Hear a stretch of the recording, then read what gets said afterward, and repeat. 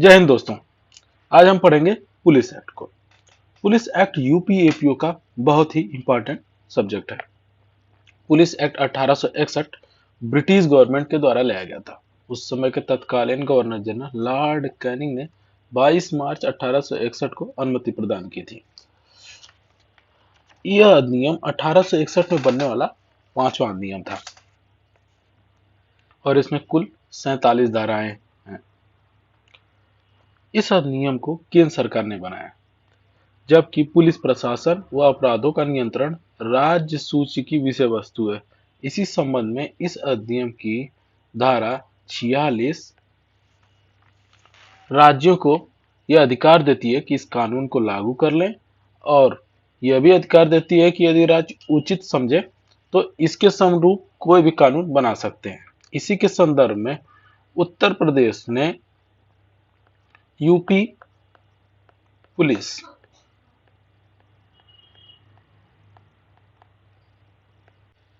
इस अधिनियम को पार्लियामेंट और स्टेट लेजिस्लेटिव यानी केंद्र सरकार और राज्य सरकार दोनों संशोधित कर सकते हैं। उत्तर प्रदेश के द्वारा इस अधिनियम में दो मोस्ट इंपॉर्टेंट अमेंडमेंट किए गए हैं। फर्स्ट 1984 में, बिफोर 1984 यूपी पुलिस में पुलिस के सबसे बड़े पदाधिकारी आईजी लेवल के अधिकारी हुआ करते थे, मतलब इंस्पेक्टर जनरल ऑफ पुलिस।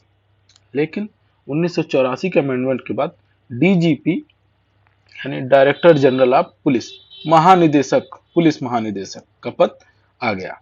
इसीलिए हम देखेंगे कि इसमें 3 और 5 में या जहां भी डीजीपी वर्ड यूज किया गया है उसके संदर्भ में बताया गया है कि DGP come inspector general of police.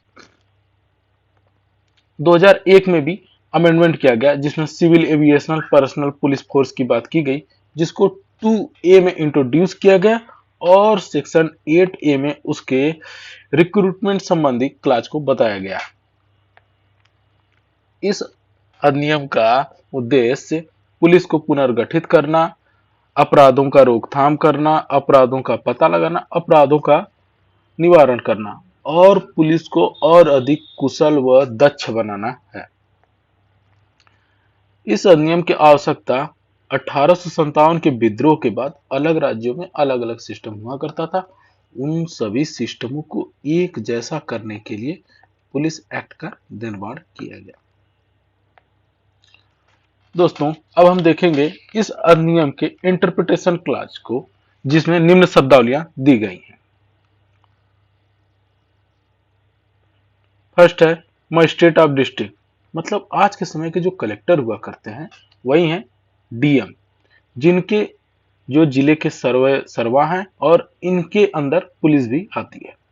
Magistrate मतलब एग्जीक्यूटिव मजिस्ट्रेट। पुलिस में ऐसे व्यक्ति आएंगे जो इस अधिनियम के अनुरूप भर्ती किए गए हैं, वह पुलिस की श्रेणी में आएंगे। जनरल पुलिस डिस्ट्रिक्ट पहले प्रेसिडेंसी हुआ करती थी। राज्य और स्थान के किसी भी भूभाग पर इस अधिनियम का लागू होना उस स्थान को जनरल पुलिस डिस्ट्रिक्ट कहलाएगा। District superintendent and district superintendent of police, but 2001 का अमेंडमेंट के बाद additional district superintendent, joint district superintendent और असिस्टेंट डिस्ट्रिक्ट सुपरिटेंडेंट वर्ड को भी ऐड कर दिया गया। इस अधिनियम में संपत्ति का मतलब है जंगम संपत्ति, धन व मूल्यवान प्रतिभूति। अभी हमने पहले देखा था सिविल एविएशन पर्सनल, ये एयरपोर्ट के लिए बनाया गया था। नागरिक उड्डयन कार्मिक, पुलिस बल। इस अधिनियम में पर्सन का मतलब प्राकृतिक पर्सन, कोऑपरेटिव सोसाइटीज और कंपनीज है। मंथ का मतलब कैलेंडर माह में दर्शाए गए मंथ से है। कैटल इसमें उन पशुओं को सम्मिलित किया गया है जो सींग रहित होते हैं। सब ऑर्डिनेट रैंक में डीएसपी से बिलो की जितनी भी रैंक के अधिकारी हैं वह सब ऑर्डिनेट रैंक के अंदर आते हैं। सेक्शन 2 पुलिस गठन के बारे में बताता है।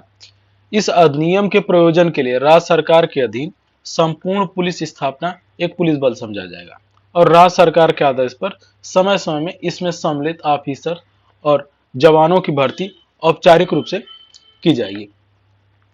इस धारा के अधीन जो पुलिस बल आते हैं उनके वेतन, पुलिस बल के अंदर कौन कौन आते हैं, सबऑर्डिनेट रैंक के ऑफिसर जो आते हैं उनके वेतन और सेवा की अन्य शर्तें राज्य सरकार के द्वारा निर्धारित की जाएंगी। मैंने प्रीवियस वीडियो में बताया था कि subordinate rank of police officer कौन होते हैं। बिलो द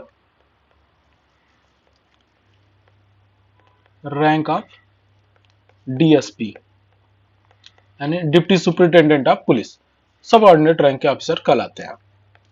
इसमें एक केस आया था Nanak Chand versus state 1971 Allahabad criminal 360। ये इस केस का साइटेशन है। माननीय उच्च न्यायालय के द्वारा कहा गया था कि राज्य सरकार पुलिस बल में अस्थायी पदों का सृजन कर सकती है। आमतौर पे जो भर्ती की जाएगी वह अस्थायी होती है। यदि कोई पुलिस ऑफिसर बुरे आचरण का दोषी पाया जाता है तो इस आधार पर उसकी सर्विस यानी सेवा को समाप्त कर दिया जाएगा। Section 2A, section 2A police amendment act 33 of 2001 के द्वारा उत्तर प्रदेश गवर्नमेंट के द्वारा लाया गया था और यह 10 अगस्त 2001 से प्रभावी है। फर्स्ट क्लास बताता है कि इस धारा के प्रावधान इस अधिनियम के किन्हीं अन्य प्रावधानों या तत्समय प्रवृत्त किसी अन्य कानून के निहित किसी बात के होते हुए भी प्रभावी रहते हैं। सेकेंड क्लास 10 अगस्त 2000 से पहले और धारा 8A के अधीन भर्ती हुए जो भी पुलिस बल के सदस्य होंगे वह civil aviation personnel police force कहलाएंगे। इसमें एक प्रोवाइजो भी है, यदि कोई सदस्य 10 अगस्त 2001 से पहले का जो है वह अपना इस्तीफा देना चाहता है तो डीजी पुलिस को 30 दिन के भीतर दे सकता है और इन स्थितियों में उसको 3 माह का वेतन देकर उसके इस्तीफे को स्वीकार कर लिया जाएगा। क्लास थर्ड क्लास CAPF या हम इसको कह सकते हैं CAPPF। CAPPF का जो देय भत्ता, वेतन या सेवा की अन्य शर्तें होंगी वो राज्य सरकार नियम बनाकर निर्धारित करती है। जैसे आप लोगों को पता होता है कि रूल्स बनता है, एक्ट बनता है, जैसे PSC रूल्स है, पुलिस रूल्स है, रेलवे पुलिस रूल्स है। इस तरह का भी नियम बनते रहते हैं जो राज्य सरकार के द्वारा बनाए जाते हैं। फोर्थ क्लास CAPPF का कर्तव्य निर्धारित करता है यानी ड्यूटी। राज्य सरकार जो विमान हायर करती है उसके रख रखाव या राज्य सरकार के अधीन आने वाले एयरपोर्टों की निगरानी करना, जैसे लखनऊ एयरपोर्ट हो गया, वाराणसी एयरपोर्ट हो गया, इन सभी का निगरानी करना इनके ड्यूटी के अंतर्गत आता है। फिफ्थ क्लास CAPPF के विशेषाधिकार को बताती है, उनके शक्तियों के बारे में बताती है। क्या है उनके विशेषाधिकार और शक्ति जो कि राज्य सरकार अपने जनरल या विशेष आदेश के द्वारा निर्धारित करती है। सिक्स क्लास प्रशासन के बारे में बताता है। CAPPF का प्रशासन DG सिविल एविएशन के अंदर निहित होता है और उनकी सहायता के लिए एक ADG प्रशासनिक सिविल एविएशन और कुछ ऑफिसर्स और एम्प्लॉय भी राज्य सरकार के आदेश पर उनको समय समय पर मिलते रहते हैं। सेक्शन 8A अभी तक तो हमने देखा 2A के बारे में जिसमें CAPPF के बारे में बताया गया है। सेक्शन 8A में देखेंगे इनरोलमेंट को। अच्छा, ये एक दूसरे को कोरिलेट करते हैं। 2A जो बताता है उसका रिक्रूटमेंट 8A के अंतर्गत होता है और ये इसलिए ये एक दूसरे को कोरिलेट करते हैं, इसीलिए हम इनको कहते हैं 2A रेड विथ 8A।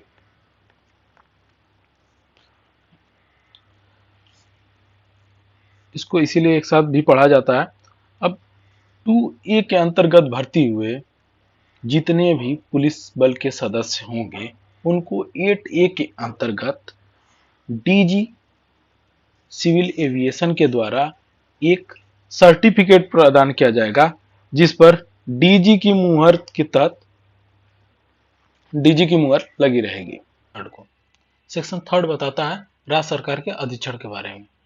सर्वत्र पुलिस बल का अधीक्षण राज्य सरकार में निहित होगा और ऐसी शक्तियों का उपयोग राज्य सरकार के द्वारा ही किया जाएगा।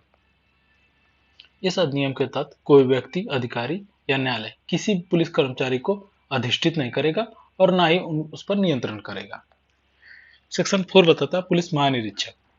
1984 से पूर्व पुलिस की प्रशासनिक शक्ति पुलिस महानिरीक्षक यानी इंस्पेक्टर जनरल ऑफ पुलिस में निहित हुआ करती थी, लेकिन 1984 के बाद एक नए पद का सृजन किया गया जिसे पुलिस महानिर्देशक या डायरेक्टर जनरल ऑफ पुलिस कहा जाता है। पुलिस प्रशासन की पुलिस प्रशासनिक शक्ति ऐसे अधिकारी के अंदर निहित होगी जो कि पुलिस महानिदेशक कहलाएगा। राज्य सरकार जैसा उचित समझे किसी पुलिस महानिरीक्षक या सहायक पुलिस महानिरीक्षक को ऐसे पद पर नियुक्त कर सकेगी। किसी जिले की पुलिस प्रशासन का सामान्य निर्देशन और नियंत्रण उस जिले के जिला अधिकारी में निहित होता है, जबकि कोई विशेष नियंत्रण और निर्देशन district superintendent, additional district superintendent या असिस्टेंट डिस्ट्रिक्ट सुपरिटेंडेंट के अंदर निहित होगा, जैसा कि राज्य सरकार उचित समझे। इसमें अमेंडमेंट हुआ था दोस्तों। इंस्पेक्टर जनरल ऑफ पुलिस के साथ क्या जोड़ दिया गया था? Director general com inspector general of police. अच्छा, प्रेजेंट समय की अगर हम बात करते हैं तो डायरेक्टर जनरल यानी डीजी, डीजीपी सबसे हाईएस्ट पोस्ट होती है और आईजी उससे सबऑर्डिनेट पोस्ट होती है। इस समय पुलिस अधिकारी के सर्वे सर्वा जो होते हैं वो डीजीपी होते हैं। ये जो सेकंड अमेंडमेंट वर्ड जोड़ा गया असिस्टेंट, इसके सीरीज में परिवर्तन कर दिया गया। सबसे पहले एडिशनल डिस्ट्रिक्ट सुपरिटेंडेंट, उसके बाद ज्वाइंट डिस्ट्रिक्ट सुपरिटेंडेंट, तब लास्ट में आएगा असिस्टेंट डिस्ट्रिक्ट सुपरिटेंडेंट। सेक्शन 5 जो कि पुलिस महानिरीक्षक की शक्ति और उनके शक्तियों के प्रयोग के बारे में बताती है। पुलिस महानिरीक्षक या पुलिस महानिर्देशक के पास वो शक्तियां निहित होंगी जो कि एक जिले में पुलिस से संबंधित जिले के जिले अधिकारी के पास निहित होती हैं। राज्य सरकार समय समय पर पुलिस महानिदेशक की शक्तियों पर लिमिटेशन लगा सकती है। इसी अधिनियम की धारा 12 पुलिस महानिदेशक और पुलिस महानिरीक्षक को रूल और रेगुलेशन बनाने की शक्ति प्रदान करती है, लेकिन उससे पूर्व राज्य सरकार की अनुमति जरूरी होती है। किन विषयों पर रूल और रेगुलेशन बना सकते हैं पुलिस महानिदेशक और पुलिस महानिरीक्षक? पुलिस के गठन के बारे में, पुलिस के वर्गीकरण के और पुलिस वितरण के बारे में। सेकंड है कि गोपनीय बातों के आदान प्रदान से रिलेटेड कोई भी रूल और रेगुलेशन बना सकते हैं। थर्ड, पुलिस बल के कर्तव्यों के दुरुपयोग और उपेक्षा पूर्वक कार्यों के रोकथाम से संबंधित नियम और कानून यानी रूल और रेगुलेशन बनाया जा सकता है। नेक्स्ट पार्ट स्टार्ट करने से पहले हमें हायरार्की ऑफ द पुलिस जानना बहुत ही जरूरी है। तो जो सबसे हाईएस्ट रैंक पुलिस में डीजीपी का होता है, director general of police, police महानिदेशक जिसको हम कहते हैं, एडीजीपी अपर पुलिस महानिदेशक, आईजी पुलिस महानिरीक्षक, डीआईजी उप महानिरीक्षक पुलिस, एसएसपी वरिष्ठ पुलिस अधीक्षक, एसपी पुलिस अधीक्षक, एएसपी अपर पुलिस अधीक्षक, डीएसपी पुलिस उपाध्यक्ष। ये 8 रैंक जो होती हैं ये गेस्टेड ऑफिसर रैंक की श्रेणी में अंदर आती हैं। इसके बाद inspector, senior sub inspector SSI, sub inspector SI, assistant sub inspector ASI, head constable SC और कांस्टेबल। ये 6 रैंक की जो पोस्टें हैं ये सबऑर्डिनेट रैंक की श्रेणी के अंतर्गत आती हैं। अब हम देखेंगे सेक्शन 7 के बारे में। सेक्शन 7 जो कि अपॉइंटमेंट डिसमिसल के बारे में बताता है। सेक्शन 7 को सेक्शन 28 और 29 के साथ पढ़ा जाएगा, क्योंकि सेक्शन 28, 29 भी पनिशमेंट की बातें बताता है, यानी ये तीनों सेक्शन पनिशमेंट के बारे में बताते हैं। सेक्शन 7 जो है वह डिसमिसल, रिमूवल और रिडक्शन के बारे में बताता है, जबकि सेक्शन 28, 29 जुडिशियल ट्रायल में कन्विक्ट हुए पुलिस कर्मचारी के दंड के बारे में बताता है। अच्छा, मैंने आप लोगों को बताया था कि उत्तर प्रदेश सरकार ने क्या किया है कि पुलिस रेगुलेशन का निर्माण किया है। तो उत्तर प्रदेश पुलिस रेगुलेशन के निर्माण के पैरा 489 से 494 के अंतर्गत बताया गया है कि जो सेक्शन 7 की जो पावर है वह किसी पुलिस ऑफिसर के अंतर्गत नियुक्त होगी। और ये जो प्रोसीजर है इसको हम क्वासी जुडिशियल कहते हैं, अर्ध न्यायिक प्रोसीजर, इसको प्रशासनिक प्रक्रिया भी कहा जा सकता है। लोग कहते हैं ना डिपार्टमेंटल इंक्वायरी स्टार्ट हो गई है, ठीक हुए वही है, जिसके बारे में पुलिस रेगुलेशन में पैरा 490 के रूल 1 एंड रूल 3 में भी बताया गया है। जो जुडिशियल इंक्वायरी होती है इसी अधिनियम के सेक्शन 35 के अंतर्गत हम जुडिक्शन वर्ड को देखेंगे, जिसमें बताया गया है कि जुडिशियल इंक्वायरी के बारे में जो जुडिशियल पनिशमेंट दिया जाता है सेक्शन 28, 29 में, वह जुडिशियल मजिस्ट्रेट के द्वारा दिया जाता है। सेक्शन 7 के अंतर्गत किन किन पुलिस अधिकारी का डिसमिसल और रिडक्शन होगा। तो जो पुलिस ऑफिसर के सबऑर्डिनेट रैंक के अधिकारी होते हैं उनका इस सेक्शन के अधिनियम सेक्शन के तहत, जिसको सेक्शन 1 में इंटरप्रिटेट किया गया और बताया गया है कि लोअर रैंक के पुलिस ऑफिसर कहलाएंगे। जो डिपार्टमेंटल पनिशमेंट होता है वो दो नियमों के अधीन रहकर वर्क करता है। पहला आर्टिकल 311 इंडियन कॉन्स्टिट्यूशन के तहत और दूसरा स्टेट गवर्नमेंट के द्वारा जो समय समय पर नियम और विनियमन बनाए जाते हैं उसके द्वारा। लेकिन आर्टिकल 311 इंडियन कॉन्स्टिट्यूशन का दो संरक्षण प्रदान करता है, किसको? लोक सेवक को। पहला कि लोक सेवक को अपॉइंटमेंट करने की जो अथॉरिटी होगी वही अथॉरिटी इनको रिमूव और डिसमिस करेगी। इससे कोई भी लोअर या सबऑर्डिनेट अथॉरिटी इस वर्क को नहीं करेगी। दूसरा कि पब्लिक सर्वेंट को डिसमिस और रिमूव करने से पहले उनको युक्त टाइम दिया जाएगा सुनने के लिए। आपने सुना होगा कि कारण बताओ नोटिस जारी कर दिया जाता है 7 दिन का, 10 दिन का या फिर 15 दिन का, कि इतने दिन के अंतर्गत आप बताइए। तो जो कारण बताओ नोटिस होता है वही रीजनेबल अपॉर्चुनिटी होता है, उनको बताना पड़ता है। लेकिन अनुच्छेद 311 सस्पेंशन के टाइम पर वर्क नहीं करता है। क्या क्या आधार होते हैं सेक्शन 7 के? तो अपने कार्यों के निर्वहन में शिथिलता ले आना, अपने कार्यों को उपेक्षापूर्वक करना, पुलिस बल के लिए अनफिट हो जाना या बार बार उपेक्षापूर्वक कार्य करते रहना, ये सभी ग्राउंड है जिनके तहत सेक्शन 7 का आधार लिया जा सकता है। अब इसके द्वारा दंड क्या दिया जाएगा? इसमें जो दंड दिया जाएगा वो पहला है जुर्माने के रूप में। तो जुर्माने के रूप में 1 मंथ की सैलरी कट कर ली जाएगी, लेकिन उससे ज्यादा नहीं कट की जाएगी। कन्फाइनमेंट, अच्छा परिरोध, परिरोध आप लोग बता दें तो एक हर जिले में एक पुलिस लाइन होती है, पुलिस लाइन के अंदर पुलिस बैरक होते हैं जिसके अंदर उनको परिरोध कर दिया जाएगा 15 दिन के अंदर, या तो उनसे ड्रिल, एक्स्ट्रा गार्ड और एक्स्ट्रा जगह, मतलब उनकी जो ड्यूटी उसके अलावा भी एक्स्ट्रा ड्यूटी लगा दी जा सकती है, उसके सहित परिरोध कर दिया जा सकता है या उसके रहित परिरोध कर दिया जा सकता है। उनका जो सदाचार का वेतन है उसमें कटौती कर दी जा सकती है। जो चौथा है कि किसी विशेष पद के लिए या किसी विशेष पोस्ट पर अगर वो हैं तो उससे उनको हटा दिया जाएगा। और जो लास्ट है कि वेतन वृद्धि, आप जानते हैं ग्रेड पे लगता है हर समय समय पर, उस पर रोक लगा दी जाएगी या प्रमोशन पर रोक लगा दी जाएगी। जैसे हेड कांस्टेबल है, अब उनको एएसआई बनना है लेकिन उनको दंड के रूप में नहीं, भैया आपको इस साल नहीं बनाया जाएगा, इस तरह का। या इंस्पेक्टर है उसके उनका प्रमोशन है, या लेकिन ये कांस्टेबल से लेकर इंस्पेक्टर रैंक तक की बातें होती हैं जो कि सेक्शन 7 के अंतर्गत बताई जाती हैं। सेक्शन 28 जो है वो बताता है कि अगर आप पुलिस अधिकारी नहीं रहे तो आपको जो चीजें परिधान करनी है, रिटर्न करनी है, अगर आप उसको करने से इनकार कर देते हैं तो पनिशमेंट सेक्शन 28 के अंतर्गत। आइए हम देखते हैं क्या क्या चीजें आपको मिलती हैं। जब कोई पुलिस व्यक्ति पुलिस में इनरोल्ड होता है तो उसको 4-5 चीजें मिलती हैं। जैसे पहला सर्टिफिकेट मिलता है सेक्शन 8 की तरह, कपड़े मिलते हैं, साज सज्जा का सामान मिलता है जिसमें आपके रिबन होता है, स्टार होता है पुलिस में, और सीटी मिलती है, और अननेसेसरी वर्क जिससे अपने कार्यों का निर्वहन किया जा सकता है। जैसे आर्म्स होता है, और क्या होता है, वायरलेस होता है, इन सब चीजों को मिलता है। अगर इन सब चीजों का परिधान करने से आप इनकार करते हैं और उसका दोषी पाए जाते हैं मजिस्ट्रेट के सामने, तो मजिस्ट्रेट आपके ऊपर या तो पेनाल्टी लगा सकता है 200 रुपए की, या तो आपको सश्रम या सादा कारावास से दंडित कर सकता है जिसकी अवधि 6 महीने से अधिक नहीं होगी, या तो दोनों की भांति से दंडित कर सकता है।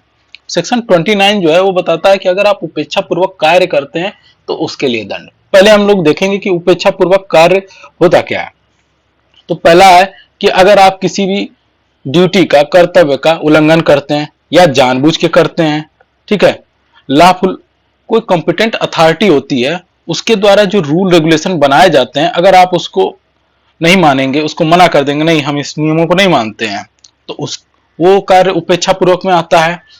बिना बताए जिस ऑफिस में आप अटैच्ड हैं उस ऑफिस में बिना बताए आप ड्यूटी से गायब हो जाइए तो उपेक्षा पूर्वक कार्यों में आता है। अगर आपको कहीं जाना है छुट्टी पर तो उसके लिए आप नोटिस देते हैं, 2 महीने पूर्व की नोटिस दिए बिना ही, या फिर आप गायब हो जाते हैं कि नहीं 10 दिन के लिए गायब हो गए, कई दिन के लिए गायब हो गए, सप्ताह भर के लिए गायब हो गए, तो ये सब कार्य जो होते हैं ये उपेक्षा पूर्वक कार्यों के अंतर्गत आते हैं।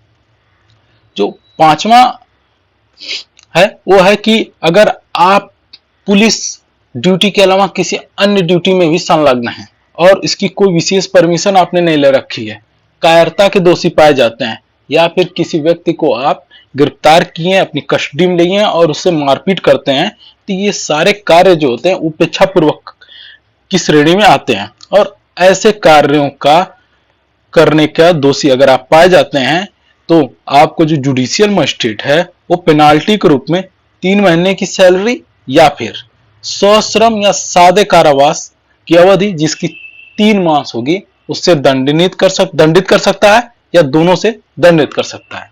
सेक्शन 8 जो है प्रमाण पत्र के बारे में बताता है। किसके प्रमाण पत्र के बारे में?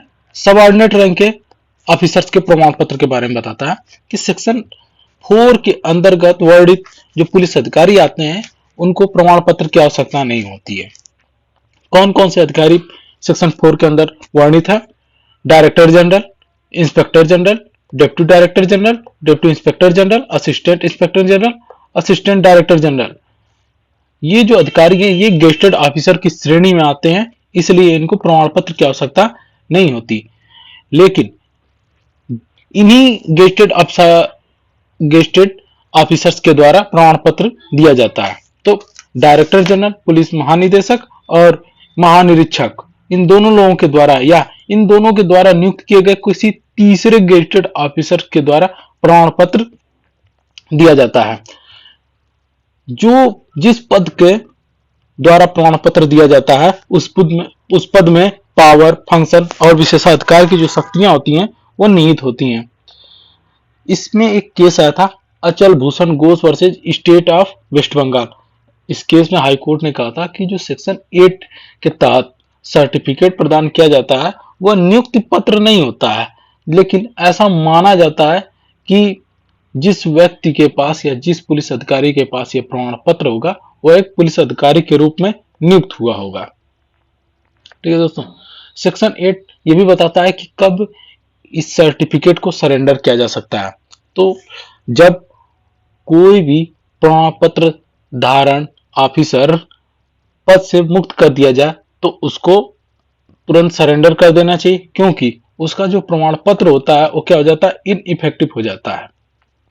आफ्टर सस्पेंशन अगर प्रमाण पत्र को तत्काल किसी सक्षम अधिकारी के समक्ष सरेंडर नहीं किया गया और इन दशा में अगर वो इन कार्यों करने में फेल हो जाता है तो सेक्शन 28 के तहत दंडनीय होगा।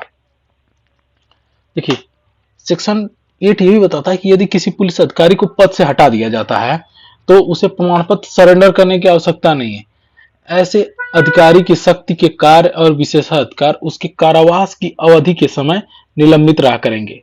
ठीक है, लेकिन वह उन्हीं जिम्मेदारियों, अनुशासन, दंड और उन्हीं अधिकारियों के अधीन होता है जैसा कि वो निलंबन से पूर्व हुआ करता है। अच्छा, इसमें एक केस आया था सेक्शन 9 जो है वो बताता है पुलिस ऑफिसर के त्यागपत्र के इस्तीफे के बारे में कि किन में कब पुलिस अधिकारी का इस्तीफा मंजूर किया जा सकता है। तो 2 परिस्थितियों में है जिसमें इस्तीफा दिया जाता है। पहला, अगर सुपरिटेंडेंट या किसी अन्य सक्षम अधिकारी के द्वारा यह लिखित में दे दिया गया है किसी पुलिस ऑफिसर को कि भैया आप अनफिट हो गए हो, ठीक है, तो या फिर अगर पुलिस अधिकारी को स्वयं देना है तो वह 2 मंथ की नोटिस के साथ दे देगा और अपने सुपीरियर अधिकारी को देगा। और उसको अलाउ कौन करेगा? डिस्ट्रिक्ट सुपरिटेंडेंट या डिस्ट्रिक्ट सुपरिटेंडेंट से एबव लेवल का अधिकारी इसको अलाउ कर देगा। तब ये माना जाएगा कि उसको इस्तीफा मंजूर कर लिया गया है। एक इसमें केस आया था Satyapal Kabra versus DIG police UP. इसमें कहा गया था भारतीय संविधान के अनुच्छेद 309 के तहत राज्य सरकार जो है ऐसे नियम कानून बना सकती है। ठीक है, तो जो सेक्शन 9 के तहत बताया गया ना, केवल 2 अधिकारियों के द्वारा दिया जाएगा, 2 परिस्थितियों में दिया जाएगा और इन परिस्थितियों के बगैर दिया जाएगा तो क्या होगा? वो वैलिड रीजन नहीं होगा, उसको वाइड मान लिया जाएगा। तो इसमें इसी बात को चैलेंज किया गया था। ये बताता है कि सेक्शन 9 जो है पुलिस एक्ट का, वो जो बैन लगाता है त्यागपत्र के ऊपर, वो वैलिड है ना कि वाइड है। अगर कोई भी व्यक्ति जो कि सेक्शन 9 के नियमों का वायलेशन करता है तो सेक्शन 29 के तहत दंडनीय होगा। मैंने आपको बताया था सेक्शन 7, सेक्शन 28 एंड सेक्शन 29। ये क्या है? इसमें दंड के प्रावधान दिए गए हैं कि किन किन परिस्थितियों में कब कब दंड दिया जाएगा। विभागीय दंड या जुडिशियल मजिस्ट्रेट के सामने आप जब कन्विक्टेड घोषित हो जाते हैं तब दंड। ठीक है, सेक्शन 10 बताता है कि पुलिस अधिकारी किसी अन्य कार्य में इंगेज नहीं होगा। अगर वो इंगेज होगा या नियोजित होगा कहीं अन्य कार्य करने के लिए, तो उसके लिए उसको सबसे पहले डायरेक्टर जनरल ऑफ पुलिस का रिटेन अनुमति की आवश्यकता है कि भैया उनको लिखित में अगर अनुमति प्रदान की जाए तभी वो अदर देन ड्यूटी के तहत अलग कार्यों में नियोजित हो सकेगा। दोस्तों, हमने आपको बताया कि सेक्शन 6 और सेक्शन 11 जो है वो रिपील्ड हो चुका है। जो सेक्शन रिपील्ड हो गए हैं मैं उनको आगे भी बताते चलूंगा। आगे भी कई ऐसे सेक्शन हैं जिनको रिपील्ड कर दिया गया है। फिलहाल अभी देखते हैं सेक्शन 12 को, जिसमें इंस्पेक्टर जनरल की शक्तियों के बारे में बताया गया था। मैंने आपको सेक्शन 29 जब पढ़ा रहा था प्रीवियस सीरीज में पनिशमेंट में, उसमें भी बताया था कि सेक्शन 12 जो है वह पुलिस के वरिष्ठ पदों को पावर देता है, शक्ति प्रदान देता है कि वह नियम कायदे कानून बना सकते हैं, लेकिन उसके पहले उनको क्या है कि स्टेट गवर्नमेंट का अप्रूवल लेना जरूरी होता है। अच्छा, सेक्शन 29 में बताया गया है कि उपेक्षा पूर्वक कार्यों के लिए दंड। तो कोई व्यक्ति अगर सेक्शन 12 के तहत बनाए गए नियमों को मना कर देता है या उसका उल्लंघन करता है तो सेक्शन 29 के तहत दंडनीय होगा। ठीक है, जिसमें 3 माह की सैलरी है, 3 माह का पनिशमेंट है। ठीक है, इस तरह के प्रोविजन दिए गए हैं जो कि मैंने आपको प्रीवियस वीडियो के अंतर्गत पढ़ाया है। अब सेक्शन 13 बताता है कि कोई व्यक्ति व्यक्तिगत खर्चे पर अतिरिक्त पुलिस बलों की नियुक्ति करा सकता है। अतिरिक्त पुलिस बल की नियुक्ति होगी, लेकिन किसके निर्देशन पर? डिस्ट्रिक्ट मजिस्ट्रेट के निर्देशन पर। और कोई व्यक्ति, अच्छा अब ये बात आ गई कि भैया हम कराएंगे, लेकिन हम एप्लीकेशन कहाँ देंगे? तो एप्लीकेशन वो कहाँ देगा? किसी भी व्यक्ति जो एप्लीकांट होगा वो ऐसा application director general, inspector general, deputy director general, deputy inspector general, assistant director, assistant inspector general और डिस्ट्रिक्ट सुपरिटेंडेंट। भैया ये जो सीरीज दी गई है या जो हायरार्की दी गई है ये 1984 से पूर्व की हायरार्की है। मैंने आपको प्रीवियस वीडियो में बताया था हायरार्की, देखिए उसका यूज अब पड़ेगा हम लोगों को। तो डिस्ट्रिक्ट सुपरिटेंडेंट या डिस्ट्रिक्ट सुपरिटेंडेंट से एबव लेवल के जो ऑफिसर होते हैं उनके समक्ष एप्लीकांट अपना एप्लीकेशन प्रस्तुत करेगा और उसके बाद ये एप्लीकेशन कहाँ जाएगा? डीएम साहब के पास जाएगा और डीएम साहब जांच करेंगे। उसके बाद उनका जो सामान्य निर्देशन होगा कि इस एरिया में, इस क्षेत्र में पुलिस बल की नियुक्ति की जाए, हाँ या ना। अगर कर देते हैं हाँ, तब जो अधिकारी हैं वो पुलिस बल की नियुक्ति कर सकेंगे। और ये नियुक्ति क्यों की जाएगी? उस एरिया की परिशांति के लिए, उस क्षेत्र की परिशांति के लिए। ठीक है, और वहां जो पुलिस बल की नियुक्ति की जाएगी वो किसके अधीन रहेगी? डिस्ट्रिक्ट सुपरिटेंडेंट ऑफ पुलिस के अधीन रहेगी। जैसे अन्य पुलिस बल जो होते हैं जो जिले में नियुक्त होते हैं वह पुलिस अधीक्षक की बातों को मानने के लिए बाध्य होते हैं, ठीक अतिरिक्त पुलिस बल भी पुलिस अधीक्षक की बातों को मानने के लिए बाध्य होगा। जब अतिरिक्त पुलिस बल आएगा तो उनके रहने का, उनका खान पीन का खर्चा आएगा, तो उस खर्चे का बर्डन किसके ऊपर रहेगा? तो जो अप्लीकांट होगा उसके ऊपर इस खर्चे का बर्डन डाला जाएगा। ठीक है, अप्लीकांट क्या कर सकता है, विड्रा कर सकता है, 1 मंथ की नोटिस दे सकता है डिस्ट्रिक्ट मजिस्ट्रेट को कि भैया अब बस अब जो है इस एरिया में शांति व्यवस्था बनी है। तो 1 मंथ के नोटिस के बाद, उसके बाद अगर अतिरिक्त पुलिस बलों की नियुक्ति होती है तो वह उस खर्चे से मुक्त हो जाएगा। वो बस केवल उसी मंथ तक के खर्चे का भार उठाने के लिए अधिकृत है, उसके बाद उसको उस खर्चे से मुक्त कर दिया जाएगा।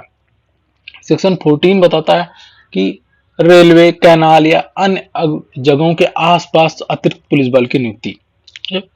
डायरेक्टर जनरल मतलब महानिदेशक पुलिस के द्वारा राज्य सरकार की कंसेंट लेकर कहां पर, 5 जगहों पर, किसी रेलवे स्टेशन या रेलवे का कार्य जहां हो रहा हो, कैनाल पीडब्ल्यूडी के द्वारा कार्य किया जा रहा हो, जहां मैन्युफैक्चरिंग कोई हो, या फिर कोई कमर्शियल कंसर्न हो रहा हो, ठीक है, उसके आस पास पुलिस बलों की नियुक्ति की जाएगी। और वो नियुक्ति क्यों की जाएगी, कि जो व्यक्ति है उनके आचरण पर का सुपरविजन करने के लिए। देखिए दोस्तों, होता क्या है, जैसे कभी कभार किसी एरिया में कोई कार्य किया जा रहा है, मान लीजिए यहाँ से रेलवे लाइन गुजरने वाली है, इसके आसपास के लोगों का विरोध हो रहा है, तो जो काम करते हैं रेलवे कर्मचारी या फिर जो अन्य कर्मचारी काम करते हैं, तो उनको इन लोगों के द्वारा परेशान किया जाता है। तो उस परेशानी को से दूर करने के लिए, या उनको इस परेशानी ना हो पाए, ठीक है, उसके लिए अतिरिक्त पुलिस बल की यहाँ नियुक्ति कर दी जाएगी। ये इनकी रक्षा करेंगे, इनके देख रेख करेंगे, ठीक है। उसके लिए किसको, डीजी साहब स्टेट गवर्नमेंट की कंसेंट लेते हुए कर सकते हैं। अब ये जो अतिरिक्त पुलिस बल की नियुक्ति होगी तो इसका खर्चा कौन उठाएगा, तो इसका खर्चा वही इंस्टीट्यूशन उठाएगा जो कि वर्क कर रहा हो, ठीक है, जो कि किसी काम का आयोजन करा रहा हो। अगर कहीं बिजनेस पर्पज की मीटिंग है, ठीक है, एक प्रॉपर प्लेस है, एक स्टेडियम है, यहाँ पर एक बिजनेस मीटिंग होने वाली, बड़ी बिजनेस मीटिंग होने वाली है, तो जो ऑर्गेनाइजर है वो अप्लीकांट बनकर यहाँ पर चाहता है कि अतिरिक्त पुलिस बलों की नियुक्ति की जाए, ठीक है, तो वो जो ऑर्गेनाइजर है उसी के द्वारा उनके जो भी खर्च आएगा अतिरिक्त पुलिस बल का, उसको बर्डन किया जाएगा। ठीक है, अब 15 कहता है कि किसी भी एरिया पर क्षेत्र को डेंजर जोन में घोषित करने के बाद वहां पर अतिरिक्त पुलिस बलों की नियुक्ति। स्टेट गवर्नमेंट के पास पावर है कि वह किसी भी एरिया को डिस्टर्ब या डेंजर एरिया घोषित कर दे।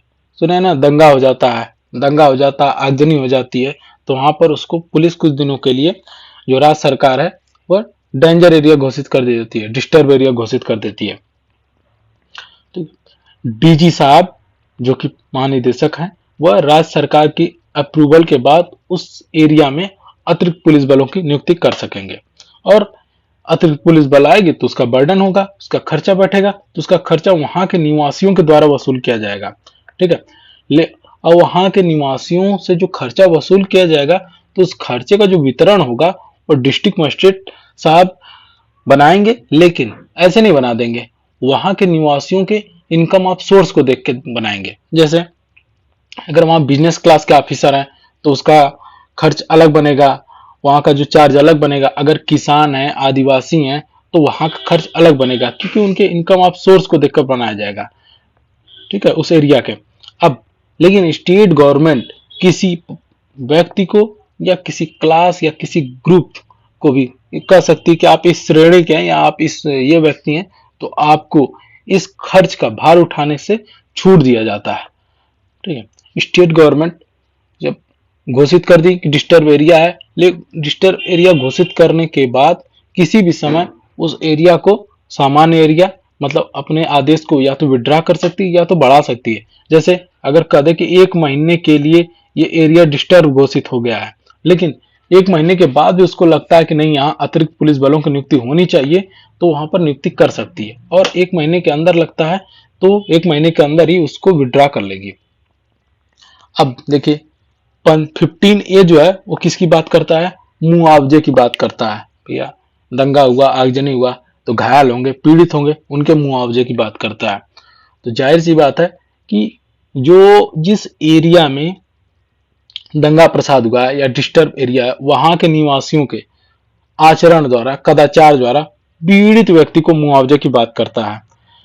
यही कहता है जो हमने प्रीवियस सेक्शन पढ़ा था, कौन सा सेक्शन 15, उसके तहत जिस एरिया को डिस्टर्ब घोषित किया गया है वहां के व्यक्तियों के आचरण या कदाचार से जो पीड़ित व्यक्ति को हानि हुई हो, जैसे कि किसी की मृत्यु हुई हो या घोर उपहति हुई हो या संपत्ति का नुकसान हुआ हो, तो उनको वो व्यक्ति कंपनसेशन के लिए अप्लाई कर सकते हैं डीएम और एसडीएम साहब के सामने 1 मंथ के लिए। लेकिन उत्तर प्रदेश गवर्नमेंट ने कहा कि 1 मंथ से इसको 3 मंथ कर दिया अमेंडमेंट के द्वारा।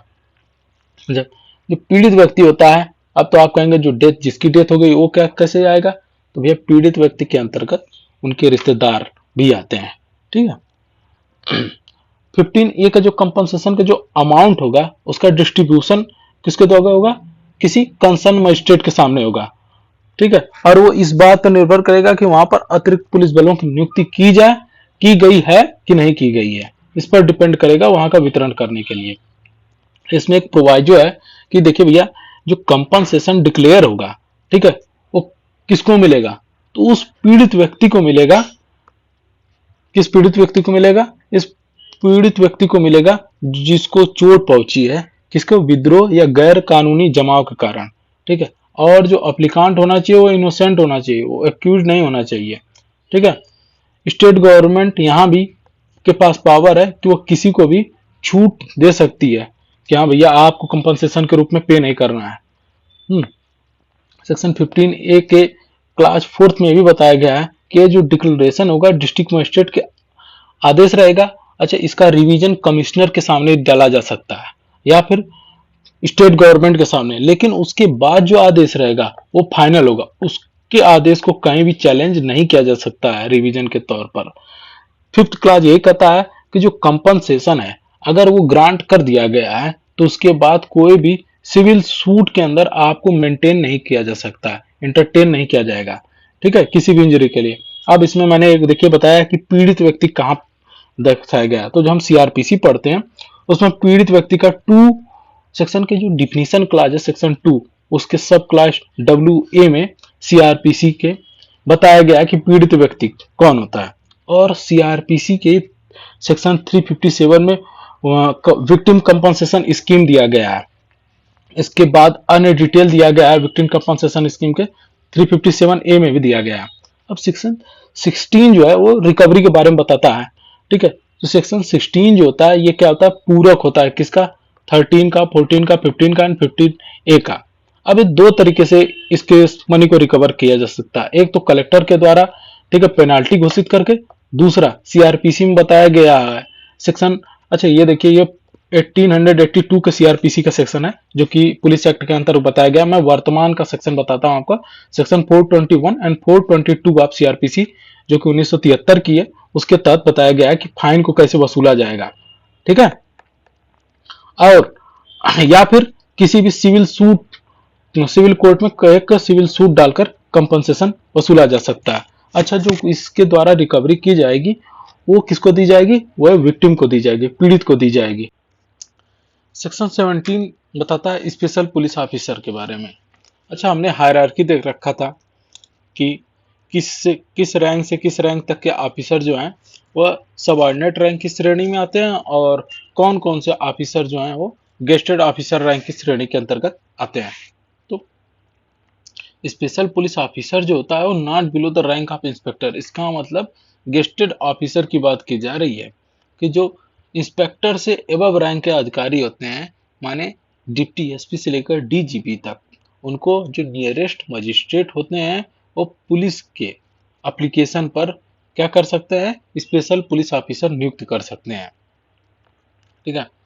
स्पेशल पुलिस ऑफिसर कब नियुक्त किया जाएगा, जब उस क्षेत्र में अनलॉफुल असेंबली या उस क्षेत्र की शांति भंग हो गई हो या ऐसा होने की उपयुक्त आशंका हो। ठीक है, आशंका भी हो तब पर भी किया जा सकता है, या फिर उस क्षेत्र में पर्याप्त पुलिस बल नहीं है तो किसी स्पेशल पुलिस अधिकारी को नियुक्त किया जाएगा जो कि वहां के निवासियों का सुरक्षा करेगा, संरक्षण करेगा, वहां पर शांति व्यवस्था को बरकरार रखेगा, जैसा पहले था वैसे बनाए रखेगा, और वहां की संपत्तियों का भी देख रेख करेगा, उसकी भी सुरक्षा करेगा।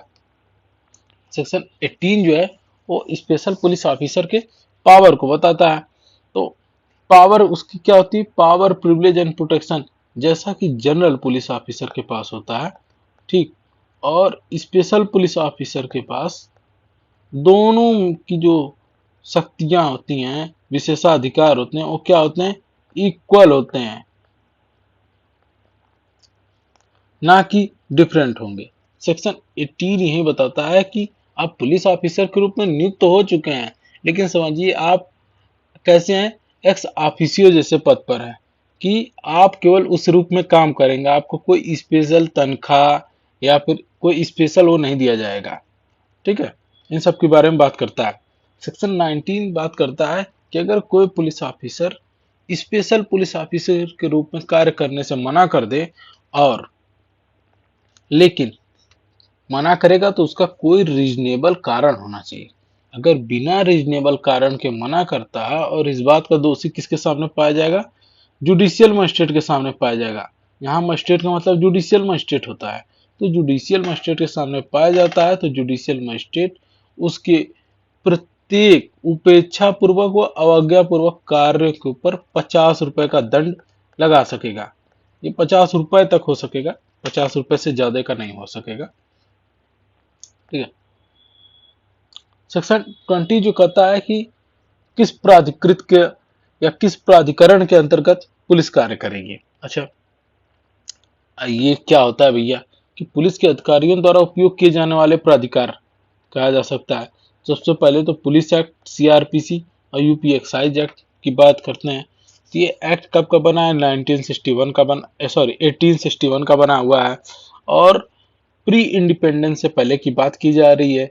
तो उस समय बहुत से एक्ट जो है वो नहीं बताया करते थे कि पुलिस के क्या अधिकार हो सकते हैं, क्या अन्य अधिकार हो सकते हैं। अब जैसे जे एक्ट की बात कर ले हम, तो उसमें एक अलग ही अधिकार दे रखा है पुलिस के बारे में, कि कोई भी पुलिस अधिकारी जब जे एक्ट के तहत कार्य करेगा तो अपनी वर्दी को धारण नहीं करेगा, क्योंकि वो जुगनाइल के साथ काम करेगा, जुगनाइल के आचरण पर उस ध्यान रखेगा, जुगनाइल से जाकर मिलेगा। तो जो जे एक्ट है वो अलग तरह की ही पुलिस की बात करता है। तो इसीलिए इसमें कहा गया है कि इन अधिनियम या किसी ऐसे अधिनियम के द्वारा जिसमें विधि के तहत शक्ति प्रदान की गई हो, किस चीज की शक्ति, क्रिमिनल प्रोसीडिंग को एडाप्ट करने की, रेगुलेट करने की बात की गई हो, वो एक्ट के प्राधिकार के अंतर्गत पुलिस अधिकारी आ सकेंगे। सेक्शन 21 जो है वो विलेज पुलिस ऑफिसर की बात करता है, कि विलेज पुलिस ऑफिसर जो है वो अपॉइंटमेंट किसके द्वारा, डिस्ट्रिक्ट मजिस्ट्रेट यानी डीएम के द्वारा, controlled by DM, removed by DM. ठीक है। सेक्शन 21 और सेक्शन 21 सेक्शन 47 का पूरक है। मतलब इसमें भी बताए गए हैं, हम जब आगे पढ़ेंगे तो इस पर और चर्चा करेंगे। 47 पर किसी पुलिस अधिकारी को क्या विलेज पुलिस अधिकारी बना देने पर अन्य किसी जो अधिकारी है उनके ऊपर कोई इफेक्ट नहीं पड़ेगा। वैसे विलेज पुलिस अधिकारी शब्द आया कहां से, सबसे पहले हमारे यहाँ क्या होती थी, प्रेसिडेंसी हुआ करती थी। पश्चिम बंगाल में एक प्रेसिडेंसी थी, फोर्ट विलियम। ठीक है, फोर्ट विलियम में सबसे पहले चौकीदार हुआ करते थे जिनको पुलिस चौकीदार कहते थे। तो पुलिस चौकीदार शब्द से ही विलेज पुलिस शब्द का जन्म हुआ और चलता चला आया। सेक्शन 22 बताता है कि पुलिस की ड्यूटी कब रहेगी, कब तक रहेगी, कितने घंटे की रहेगी। देखिए क्या होता है, बहुत अधिक चर्चाएं होती हैं सामान्य लोगों के बीच में कि भैया पुलिस की ड्यूटी 12 घंटे की होती है, 24 घंटे की होती है, कितने घंटे की ड्यूटी होती है। जब देखो तब तो थाने पे ही पाए जाते हैं। तो ये बात सेक्शन 22 बताता है कि जो भी अधिकृत व्यक्ति या जो भी पुलिस अधिकारी पुलिस एक्ट के तहत इनरोल्ड हो गया है, उसकी ड्यूटी हमेशा कंसीडर्ड की जाएगी और उसको जिले के अंदर कहीं भी नियुक्त कर दिया जा सकता है। मतलब उसका तबादला इस थाने से उस थाने। ठीक है, आपको बता दूं मैं कि जिले में एक हल्का होता है, मतलब थाने के अंदर हल्का होता है, हल्का में बटा होता है क्षेत्र। उस क्षेत्र किसी भी क्षेत्र को उसको नियुक्त कर दिया जा सकता है। ये नहीं वो कह सकता कि नहीं हम केवल शहरी इलाकों में काम करेंगे, ग्रामीण इलाकों में काम नहीं करेंगे, या ग्रामीण इलाकों में काम करेंगे, शहरी इलाकों में काम नहीं करेंगे। इस तरह की बातें वो नहीं कर सकता। उसको किसी भी जो डिस्ट्रिक्ट है उसके क्षेत्र के अंदर आने वाले किसी भी हलके के में नियुक्त किया जा सकता है। अब जो पुलिस ऑफिसर की जो ड्यूटी होती है वो 24 आवर की होती है, लेकिन उनसे 24 आवर काम नहीं लिया जाएगा, क्योंकि ये मानव का अधिकार होता है। अगर 24 आवर काम किया जाएगा तो फिर कैसे वो नेक्स्ट डे वर्क करेंगे। तो जब विशेष परिस्थितियां आती हैं या कोई ऐसा समय आता है जिसमें उनकी जरूरत होती है, तो उनको कॉल किया जाएगा, उस समय वो आने के लिए बाध्य हैं। वो ये नहीं कर सकते उस समय कि नहीं मैं केवल 10 से 6 ड्यूटी करूंगा या 8 घंटे की या 10 घंटे की ड्यूटी करूंगा, ऐसा नहीं। ऐसा वो नहीं कर सकते। विशेष परिस्थितियों में जब भी उनके उच्च अधिकारियों द्वारा उनको बुलाया जाएगा किसी ऑपरेशन में, किसी अन्य जगह ड्यूटी करने के लिए, तो उसको करने के लिए वो बाध्य देते हैं। सेक्शन 23 बताता है पुलिस अधिकारी के कर्तव्यों के बारे में। आइए देखते हैं पुलिस अधिकारी के कर्तव्य क्या होते हैं। किसी भी सक्षम प्राधिकारी के द्वारा अगर कोई भी ऑर्डर या वारंट जारी किया जाता है तो उसका पालन कराना, और ठीक है, जो कोर्ट होती है, कोर्ट में जुडिशियल मजिस्ट्रेट के द्वारा जो भी ऑर्डर, समन, वारंट जारी किए जाते हैं उसको एग्जीक्यूट कराने के लिए सभी पुलिस अधिकारी बाध्य होते हैं, और उसका एग्जीक्यूशन कराते समय उनको सेक्शन 78 आईपीसी का संरक्षण प्रदान करता है कि आपके ऊपर किसी तरह का कोई भी अभियोजन नहीं किया जाएगा। अच्छा, गुप्त बातों की सूचनाओं को संग्रहण करना मतलब कलेक्शन करना क्या होता है कि अपने खबरियों द्वारा गुप्त सूचनाओं का कलेक्शन किया जाता है। क्यों किया जाता है? ताकि उनसे पता लगे कि किसी तरह की कोई भी जो है इनलीगल घटनाएं तो नहीं घट रही हैं। इन सभी चीजों को शांति व्यवस्था बनाए रखने के लिए वो क्या करेंगे, उन सूचनाओं को ग्रहण करेंगे और उसको कम्युनिकेट करेंगे कहाँ, अपने उच्च अधिकारियों के पास। जिले में एक कंट्रोल रूम होता है पुलिस लाइन के अंदर, वहां वो सूचना पहुंचा देंगे। उसके बाद वो कंट्रोल रूम से वो सूचना उच्च अधिकारियों तक पहुंचती रहेगी। उसके बाद जैसा भी निर्देश उनको मिलेगा उसके तहत वो कार्य करेंगे। और जो पब्लिक न्यूसेंस है या फिर कोई ऑफेंस कारित करने जा रहा है तो उसकी रोकथाम करेंगे, अपराधियों की पहचान करेंगे और उनको कोर्ट के सामने पेश करेंगे कि भैया जो पब्लिक है उसको न्याय मिल सके। ऐसे व्यक्तियों को गिरफ्तार करने के लिए वो अथराइज्ड हैं जिसके पास सफिशिएंट ग्राउंड है। जैसे कोई आदमी देसी शराब का कारोबार कर रहा है या देसी हथियार लिए पड़ा है, तो ये सब चीजें क्या है, पर्याप्त सबूत के रूप में आती हैं कि लॉ उनको ऑथराइज कर देता है कि नहीं इनको तुरंत गिरफ्तार करिए, और पुलिस जो है उनको गिरफ्तार कर सकती है। ऐसे जगहों पर विथ या वारंट वो क्या कर सकते हैं, तलाशी ले सकते हैं। कहाँ पर? मदिरालय में, गेमिंग हाउस में जिसको हम गेमिंग क्लब भी कहते हैं, या अन्य किसी स्थान पर जहां पर भ्रष्ट व्यक्तियों का क्या होता है, समागम होते रहता है। अब पुलिस ऑफिसर के द्वारा इल्तिला देना।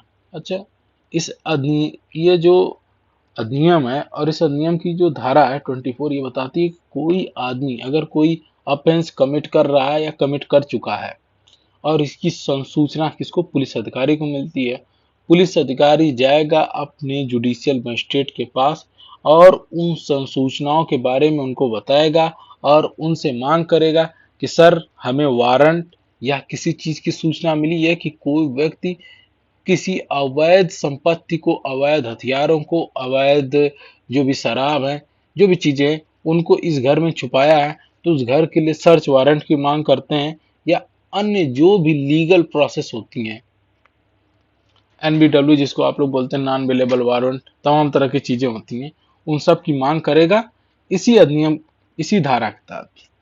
ठीक है। सेक्शन 25 बताता लावारिस वस्तुओं के बारे में कि लावारिस वस्तुओं के संबंध में पुलिस का कर्तव्य क्या होता है। तो पुलिस क्या करेगी, उसको अपने चार्ज में ले लेगी और उसको पहले तो उसका मालिक की खोज करेगी, अगर नहीं मिलता है तो उसकी एक लिस्ट बनाएगी और किसको सूचित करेगी, डिस्ट्रिक्ट मजिस्ट्रेट को सूचित करेगी। डिस्ट्रिक्ट मजिस्ट्रेट के आदेश के अनुसार ही उस संपत्ति का निस्तारण किया जाएगा। जैसे सीआरपीसी के अंतर्गत भी बताया गया है कि पुलिस जो है वो किसी भी प्रॉपर्टी को सीज तो कर सकती है, लेकिन उसको डिस्पोज करने के लिए मजिस्ट्रेट का आदेश जरूरी होता है। सेक्शन 26 जो है वो बताता है कि जो मजिस्ट्रेट होता है वो किसी भी संपत्ति को क्या कर सकता है, डिटेन कर सकता है और एक नोटिफिकेशन निकाल देगा कि भैया जिस व्यक्ति की ये संपत्ति है, अगर वो व्यक्ति आज की डेट से लेकर 6 महीने के अंतर आए हमारे कार्यालय में और इस संपत्ति पर दावेदारी पेश करे। ठीक है, ये इस बात की जो चर्चा है वो 459 सीआरपीसी के तहत भी बताई गई है। सेक्शन 27 कहता है कि अगर कोई व्यक्ति उस संपत्ति की दावेदारी 6 महीने के अंदर पेश नहीं करता है तो डिस्ट्रिक्ट मजिस्ट्रेट के आदेश के अनुसार उसको बेच दिया जाएगा, अगर उसका निस्तारण नहीं किया गया है तो।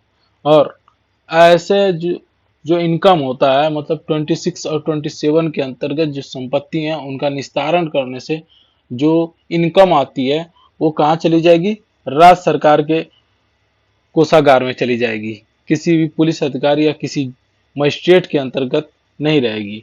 वो कहाँ चली जाएगी, वो स्टेट गवर्नमेंट के अधीन हो जाएगी, उनके कोषागार में जाएगी। इससे पहले मैं आपको बता दूं कि जो प्रीवियस पार्ट था उसमें हमारा सेक्शन 27 तक था, तो सेक्शन 28 और 29 को हमने सेकेंड पार्ट में पढ़ रखा है। किसके साथ, सेक्शन 7 के साथ, जो पनिशमेंट वाला क्लाज है उसके साथ पढ़ रखा है। तो इसलिए यह पार्ट जो है वो सेक्शन 30 से स्टार्ट होता है। सेक्शन 30 जो है बताता है कि जो लोक जमाव जुलूस के लिए अनुज्ञप्ति। जुलूस क्या होता है आपको पता होगा, अलग अलग धर्म के लोग अपने हिसाब से एक झांकी निकालते हैं कुछ विशेष त्योहारों पर, जिसको जुलूस कहा जाता है। ठीक है, तो district superintendent police, additional district superintendent police, joint district superintendent police और असिस्टेंट डिस्ट्रिक्ट सुपरिटेंडेंट पुलिस क्या कर सकेंगे, वो जो भीड़ होगी, जो जमा होगी, उसके आचरण को निर्दिष्ट कर सकेंगे।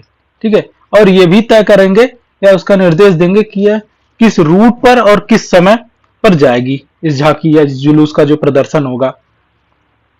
दूसरा क्लास ये कहता है कि यदि डिस्ट्रिक्ट मजिस्ट्रेट या सब डिविजनल मजिस्ट्रेट यानी एसडीएम साहब को ऐसा विचार होता है कि इस जो जुलूस है उसके अनियंत्रण से अगर वो अनियंत्रित हो गया तो शांति भंग होने की संभावना है, तो निर्देश देगा कि जो भी व्यक्ति इस जुलूस को निकालना चाहता है वह इसके लिए अनुज्ञप्ति का आवेदन दे सकता है कि भैया लाइसेंस मांग सकता है कि आइए हमें लाइसेंस दीजिए, परमिशन ग्रांट कर दीजिए कि हम जुलूस निकाल सकें। अगर उनको ऐसा लगता है तो ऐसा निर्देश दे देंगे, और उस निर्देश के बाद उनके जब त्योहार आएगा तो उस त्योहार से पहले वो जाएंगे और एक लाइसेंस ले लेंगे, अनुमति ले लेंगे। ठीक है, जो मजिस्ट्रेट साहब रहते हैं वो क्या करेंगे, जो लाइसेंस देंगे वो प्रॉपर नेम के साथ देंगे, इस व्यक्ति के नेम के साथ देंगे, और उसमें एक चीज और बताई रहेगी। क्या बताई जाएगी, कंडीशंस को, कौन कौन सी शर्तें रहेंगी इस जुलूस को निकालने के लिए, क्या आप सुरक्षा उपाय कर सकते हैं, किन किन व्यवस्थाओं को साथ लेकर चल सकते हैं, किस रास्ते पे चल सकते हैं। ठीक है, इस तरह का जो कोई भी आवेदन करेगा उसके लिए उससे कोई भी एक्स्ट्रा चार्ज नहीं लिया जाएगा, एक्स्ट्रा चार्ज कोई भी फीस नहीं ली जाएगी इस तरह के आवेदन करने पर।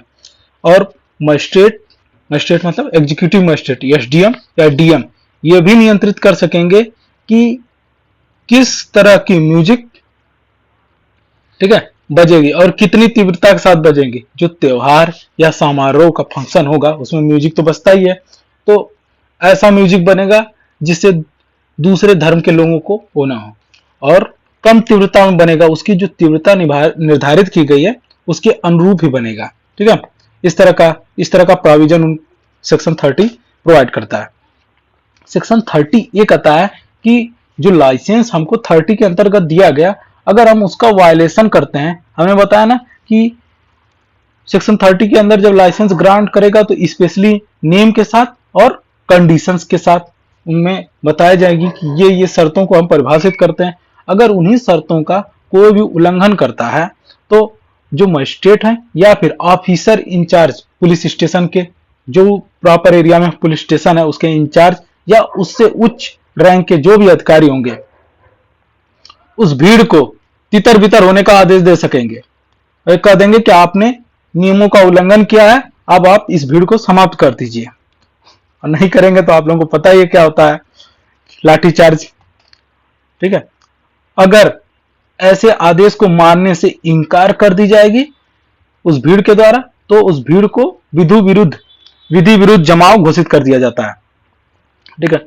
विधि विरुद्ध जमाव जो है वो किसके अंदर परिभाषित है? सेक्शन 141 आईपीसी के तहत परिभाषित है, और उसका जो दंड दिया गया है वह 143 के अंतर्गत दिया गया है। जब आप लोग आईपीसी पढ़ेंगे तो देखेंगे उसके अंतर्गत बताया गया है। अब सेक्शन 31 क्या कहता है कि जो पुलिस है वो लोक सड़कों पर व्यवस्था बनाए रखेगी। आपने देखा है ना, कहीं भी जाम लगता है लोग पुलिस को कॉल कर लेते हैं, भैया यहाँ जाम लग गया, यहाँ एक्सीडेंट हो गया है।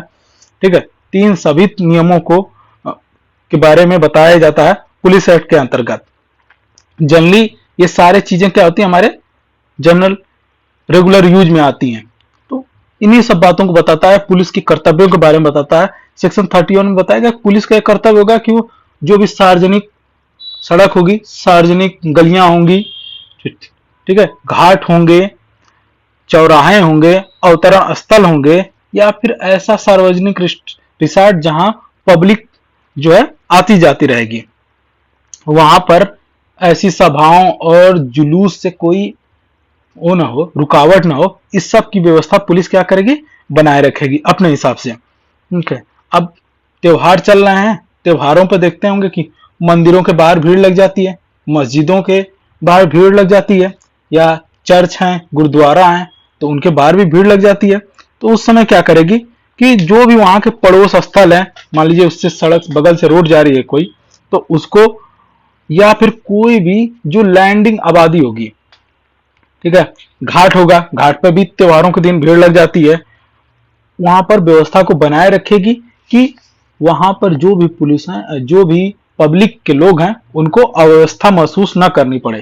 ठीक है। इसके बारे में बताया गया है सेक्शन 31 के अंतर्गत।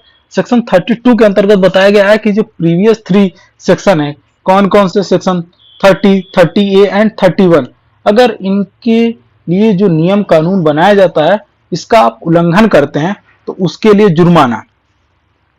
कोई भी व्यक्ति जो कि प्रीवियस 3 सेक्शन है, कौन कौन से? 30, 30A एंड 31, ठीक है, इनके तहत जो नियम कानून बनाए गए हैं उसका उल्लंघन करता है, या फिर जो उसको लाइसेंस दिया गया उसमें बताई गई जो शर्तें हैं उसका उल्लंघन करता है, तो उसको मजिस्ट्रेट के द्वारा 200 रुपए तक का जुर्माना लगाया जा सकता है। ठीक है दोस्तों। 31A में बताता है कि जो एग्जीक्यूटिव मजिस्ट्रेट वो होंगे, वो जो प्रोहिबिटेड कर सकते हैं मास ड्रिल या फिर मास ट्रेनिंग को। डिस्ट्रिक्ट मजिस्ट्रेट डीएम साहब को अगर लगता है कि कोई लोक शांति या लोक सुरक्षा से कोई इशू है, किसी भी मास ड्रिलिंग से या मास ट्रेनिंग से, मास ड्रिल और मास ट्रेनिंग होता है ना समय समय पर पुलिस के द्वारा, किसी अन्य इंस्टीट्यूशन के द्वारा, तो उस पर रोक लगा सकते हैं डिस्ट्रिक्ट मजिस्ट्रेट। और ऐसा जो आदेश होता है वो 3 मंथ तक प्रभावी रहता है। लेकिन इसमें स्टेट गवर्नमेंट ने एक नया प्रोविजन डाल दिया है कि स्टेट गवर्नमेंट को पावर हो जाता है कि वो ऐसे आदेश को 6 महीने तक बढ़ा सकेगी, यानी टोटल जो है वो 9 महीने तक लागू रहेगा ऐसा आदेश। ठीक है। डिस्ट्रिक्ट मजिस्ट्रेट डीएम साहब क्या कर सकते हैं, या तो किसी के आवेदन पर या फिर खुद अगर उचित लगता है उनको, तो अपने आदेश को रद्द कर सकते हैं। जो स्टेट गवर्नमेंट है वह स्वयं या डिस्ट्रिक्ट मजिस्ट्रेट के द्वारा दिए गए आदेशों में या किसी भी व्यक्ति के द्वारा दिया गया कोई आवेदन है उसके तहत अपने आदेश या डिस्ट्रिक्ट मजिस्ट्रेट के आदेश में कोई भी परिवर्तन कर सकती है। ठीक है। जो इसका 5th क्लास है वो बताता है कि सेक्शन 3rd और सेक्शन 4th के अंतर्गत जो कोई व्यक्ति आवेदन करता है स्टेट गवर्नमेंट या फिर डिस्ट्रिक्ट मजिस्ट्रेट के सामने, और जो एप्लीकेशन आएगा उसके तहत उसको एक अपॉर्चुनिटी दी जाएगी कि वह खुद या फिर अपने अधिवक्ता के द्वारा डिस्ट्रिक्ट मजिस्ट्रेट के सामने पेश हो सके और अपनी बातों को रख सकते हैं। अगर उनको उसकी बातें तर्क संगत लगती हैं तो ठीक है, नहीं लगती हैं तो ऐसे आदेश को या तो आधे रूप से या फिर पूरे रूप से खारिज कर देगा। नहीं, हम आपके आवेदन को खारिज कर देंगे, लेकिन जो खारिज करेगा वो रिकॉर्ड में होना चाहिए, वो राइटिंग होगा। ऐसे नहीं कर देगा नहीं सर ले जाइए इसको, उसको लिखित में देना पड़ेगा कि मैं इनके आदेश को खारिज करता हूं इन वजहों की वजह से। सेक्शन 32B इसके अंतर्गत बताया गया पेनाल्टी के बारे में कि 32A का जो वायलेशन है, ठीक है, उसके तहत अगर कोई व्यक्ति उसका उल्लंघन करता है, जिस पर रोक लगी या फिर से मास ड्रिलिंग स्टार्ट हो गई, अगर किसी इंस्टीट्यूशन के द्वारा स्टार्ट कर दिया गया तो इस बात का उल्लंघन हो जाएगा, क्योंकि उसको डिस्ट्रिक्ट मजिस्ट्रेट या स्टेट गवर्नमेंट ने रोक लगा दी है। तो उसके लिए जुर्माना बताया गया है। कोई व्यक्ति अगर ऐसा करते हुए पाया जाता है तो 6 महीने की सजा या 2000 रुपए तक का जुर्माना या दोनों से दंडित किया जाएगा। इसके बारे में बताया जाता है आईपीसी के सेक्शन 153AA के अंतर्गत बताया गया है कि ये जो ऑफेंस होता है ये क्या होता है, काउंटेबल होता है, और इसको जो पुलिस है विदाउट वारंट के द्वारा गिरफ्तार कर सकती है। अब देखिए सेक्शन 33 बताता है सेविंग के बारे में कि जो कंट्रोल है डिस्ट्रिक्ट मजिस्ट्रेट का, उस पर बात करता है कि जो डिस्ट्रिक्ट मजिस्ट्रेट है उनका जनरल कंट्रोल होता है, जो भी प्रीवियस सेक्शन हम लोगों ने पढ़ा उसके ऊपर कि 30, 31A और 32 के ऊपर उनका क्या होता है, एक जनरल कंट्रोल होता है। 4 धाराएं हो गई 30, 30A, 31 एंड 32 के अंतर्गत। जो डिस्ट्रिक्ट मजिस्ट्रेट होंगे उनका क्या होगा, सीधा कंट्रोल होगा और उसमें जो भी परिवर्तन करना चाहें कर सकते हैं। सेक्शन 34 बताता है कि कुछ ऐसे अपराध जो कि सड़क पर किए जाते हैं उसके लिए दंड, ठीक है। पहली बात सड़क पर जो किए जाते हैं इसके बारे में हम आगे बताएंगे कि आईपीसी के तहत बताया गया है पनिशेबल, सीआरपीसी में भी बताया गया है उसको पनिशेबल, लेकिन उसको हम लोग कहते हैं पब्लिक न्यूसेंस। जब हम आईपीसी में पढ़ते हैं ना, हम लोग टार्ट में पढ़ रखा है पब्लिक न्यूसेंस के बारे में। सबसे पहले हम पढ़ते हैं लॉ में टार्ट के बारे में पढ़ते हैं पब्लिक न्यूसेंस में। तो पब्लिक न्यूसेंस तो 8 तरह की कंडीशंस बताई गई हैं, जिसमें अगर वो कोई व्यक्ति ऐसा करता हुआ पाया जाता है तो पुलिस उसको विदाउट वारंट भी गिरफ्तार कर सकती है, और अगर वो मजिस्ट्रेट के सामने दोषी पाया जाता है तो उसको कितने रुपए का, 50 रुपए का फाइन या 8 दिन के लेबर से, मतलब हार्ड लेबर के रूप में दंडित किया जा सकता है। आइए देखते हैं कौन कौन सी वो 8 परिस्थितियां होती हैं। पहला है कि पशुओं की बलि देना सड़क पर, ठीक है। और सड़क पर क्या होता है, किस तरह उग्रपूर्वक गाड़ी जो चलाते हैं, सुना होगा ना आप लोगों ने, ले लिए और आड़े तिरछे करते हुए या फिर खूब तेज में एक्सीलेटर करते हुए साउंड करते हुए जाते रहते हैं, वो तो उग्रपूर्वक गाड़ी जो चलाते हैं, इन सब पर रोक लगी हुई है, ठीक है। पशुओं के साथ क्रूएल्टी करते हैं, मारते पीटते हैं, पैसेंजर को रोकते हैं, जाम लगा देते हैं, तो इसके लिए कोई जो गुड्स है उसको सेल के लिए की गई और उसको एक्सपोज कर रहे हैं आप सड़क पर ही, पता चल रहा है उसका कार्टून है और जो उसका पैकेजिंग सामान है सड़क पर ही फेंक रहे हैं, गंदगी फेंक रहे हैं आप सड़क के ऊपर, ठीक। और शराब पीकर क्या कर रहे हैं, दंगा कर रहे हैं। 7वीं कंडीशन ये है, 7वीं कंडीशन जो है वो क्या है, अश्लील हरकत कर रहे हैं आप कोई भी व्यक्ति के द्वारा। 9वां है किसी डेंजरस प्लेस है, मान लीजिए सड़क के किनारे गड्ढा खोद दिया गया है, अब उसको प्रोटेक्ट कर दिया गया है, अब उसके साथ आप छेड़खानी कर रहे हैं। इन सभी 8 परिस्थितियों में अगर पुलिस आपको विदाउट वारंट भी गिरफ्तार कर सकती है, और 50 जब मजिस्ट्रेट के सामने आप पेश होंगे तो 50 रुपए के पेनाल्टी से या 8 दिन के लेबर के साथ आपको दंडित किया जा सकता है। जो देखिए मैंने बताया था ना, 268 में बताया गया है पब्लिक न्यूसेंस के बारे में, और जो 269 से 289 तक तरह तरह के फॉर्मेट बताए गए हैं कि कई पब्लिक न्यूसेंस है, ठीक है। उसमें बता रखा गया है कि पब्लिक न्यूसेंस जो लोग क्या कहते हैं अडल्ट्रेशन करते हैं, पब्लिक न्यूसेंस के अंतर्गत आता है, ये भी उसमें बता दिया गया है। राइडिंग के बारे में बताया गया है, जो हम लोग पढ़े हैं ना 279 में बताया गया है, ये तो सड़क पर बात हो गई। इसी के तहत बताया गया है कोई जो नाव है अगर वो उग्रपूर्वक चलाता है पानी के अंतर्गत तो उसके लिए भी दंड दिया गया है, ठीक है। ये सेक्शन हमें याद रखना है, ये सेक्शन पढ़ लीजिएगा आप लोग आईपीसी के तहत, ठीक, क्योंकि ये यूपीएपीओ के एग्जाम में आएगा, ये आएगा इसमें से एक क्वेश्चन। अब सीआरपीसी में भी बताया गया 133 के अब पब्लिक न्यूसेंस जो करते हैं उनको जो एसडीएम साहब होते हैं वो पनिश कर देते हैं। 144 के तहत, 144 के तहत आपने सुना होगा धारा 144 लग गई। तो जब लोक शांति भंग होने की संभावना होती है तो जो एग्जीक्यूटिव मजिस्ट्रेट होते हैं वो क्या करते हैं, 144 की घोषणा कर देते हैं। अगर आप उसका उल्लंघन करते हैं, ग्रुप में निकल गए, ग्रुप ड्रिलिंग ट्रेनिंग करने लगे, तो इन सब के तहत वो आपको दंडित कर सकता है।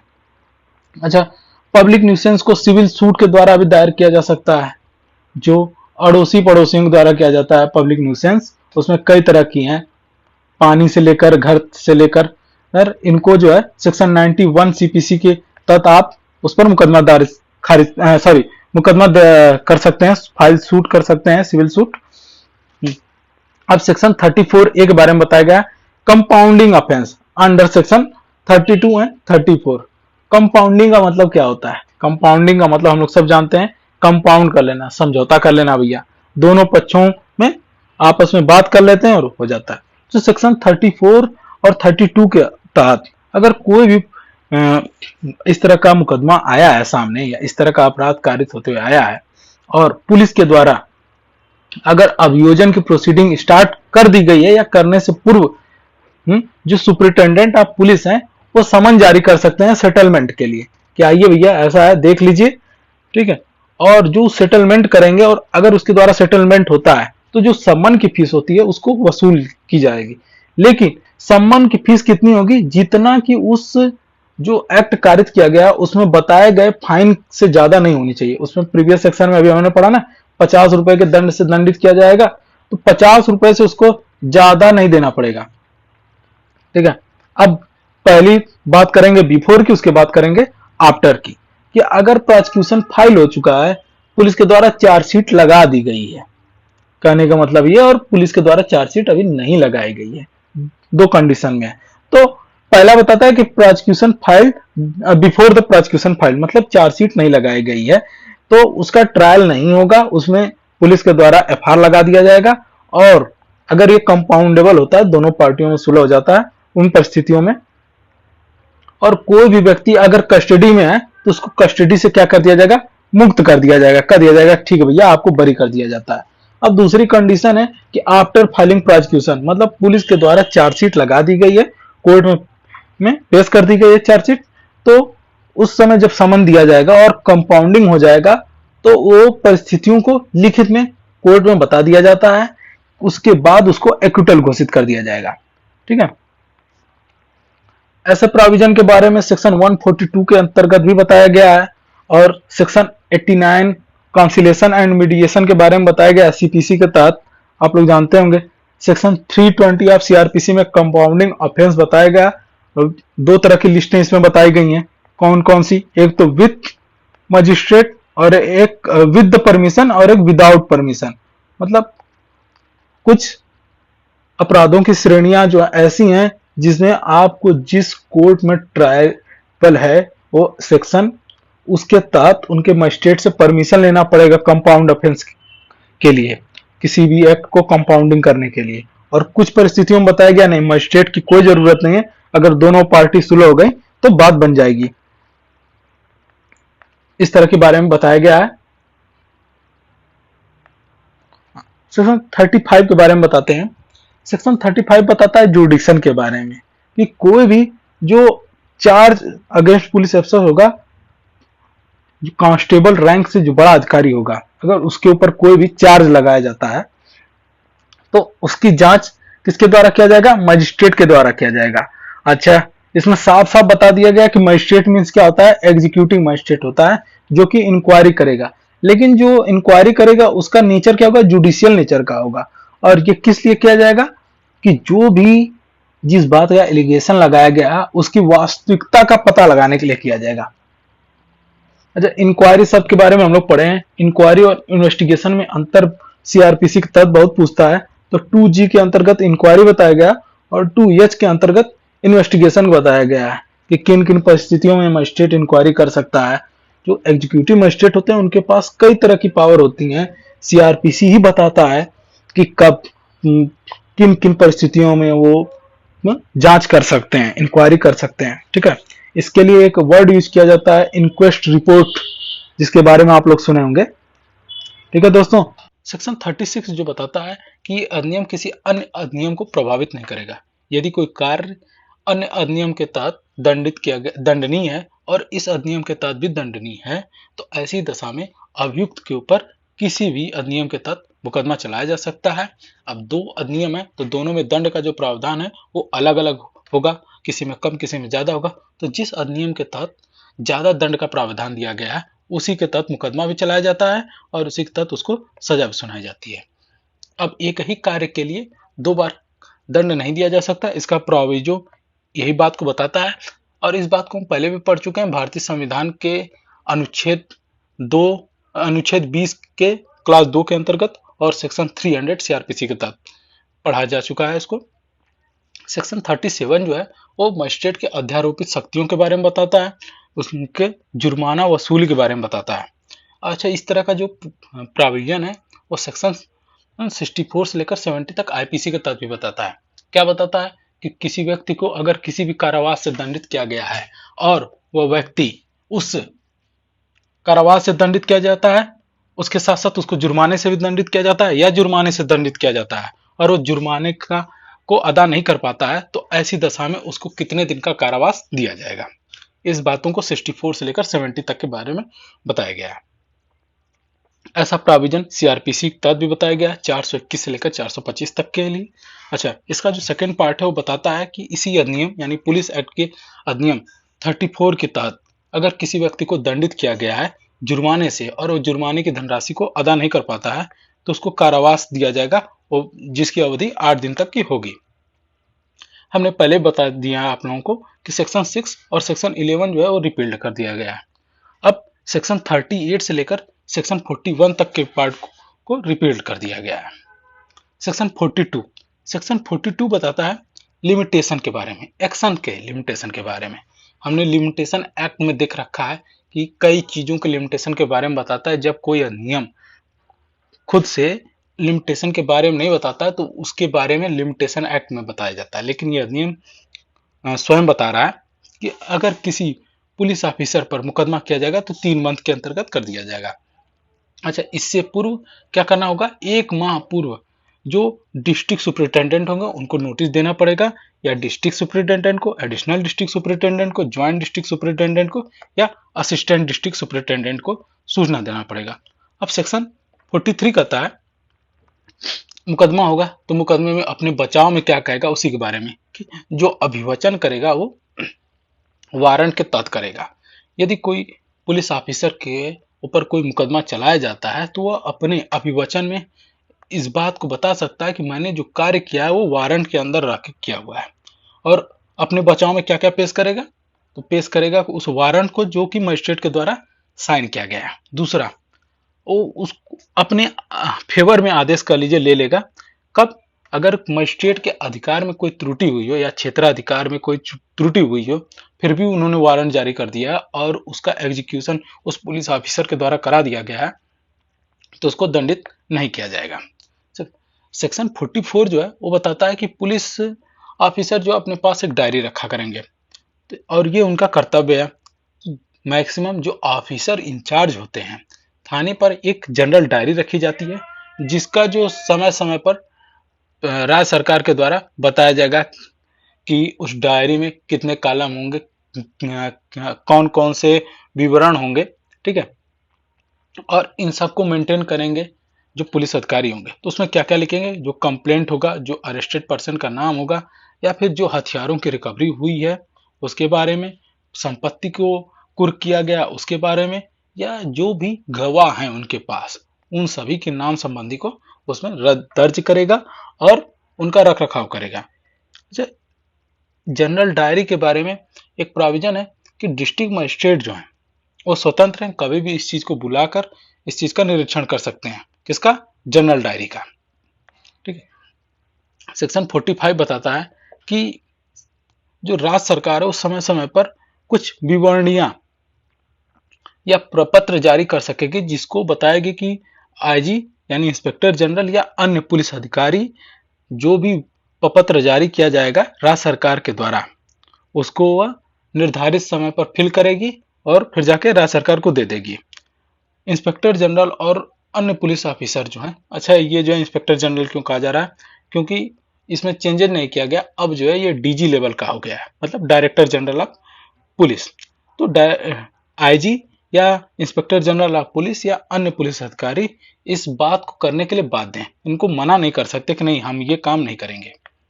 ठीक है, सेक्शन 46 बताता है इस अधिनियम का दायरा क्या है। हमने जब शुरुआत में पढ़ा था तो हमने एक बात पढ़ी थी कि पुलिस अधिनियम केंद्र सरकार के द्वारा बनाया गया है, जबकि पुलिस अधिनियम और अपराधों पर जो कंट्रोल है वह किसके तहत आता है, वो राज्य सूची के अंतर्गत आता है। तो सेक्शन 46 यही बताता है कि पुलिस अधिनियम स्वतः प्रभावी नहीं होगा किसी भी राज्य में। तो राज्य उसके लिए क्या करेगा, राज्य अपने राज्य सरकार अधिसूचना, यानी जिसको हम लोग बोलते हैं राजपत्र, ठीक है, राजपत्र में प्रकाशित करके अपने प्रदेश में इसको लागू कर सकती है। राज्य सरकार को पूर्ण या किसी भाग में विस्तारित भी कर सकती है। अच्छा, राज्य सरकार इसके अनुरूप नियम बना सकती है जिसमें पुलिस का विनियमन, मतलब उनकी प्रक्रिया संबंधित विनियमन करने के लिए, रेगुलेशन या पुलिस अधिनियम को प्रभावी करने के लिए राज्य सरकार को पावर है। क्या चीज के लिए, अमेंडमेंट करने के लिए, किसी चीज को ऐड भी कर सकती है अमेंडमेंट द्वारा, किसी चीज को रिमूव भी कर सकती है। हम लोगों ने पढ़ा उत्तर प्रदेश पुलिस ने क्या किया, 2A 8A इस तरह के कई प्रोविजन को उन्होंने क्या किया, अमेंडमेंट के द्वारा ऐड कर दिया, और ये रही तो इसके तहत पुलिस रेगुलेशन का निर्माण किया गया है, आप लोग जानते होंगे। ठीक है, यही बताता है सेक्शन 46 कि इसका दायरा क्या है इस अधिनियम का तहत का। अब 47 बताता है कि जो ग्राम पुलिस होती है उस पर जिला पुलिस अधीक्षक का अधिकार क्या होता है।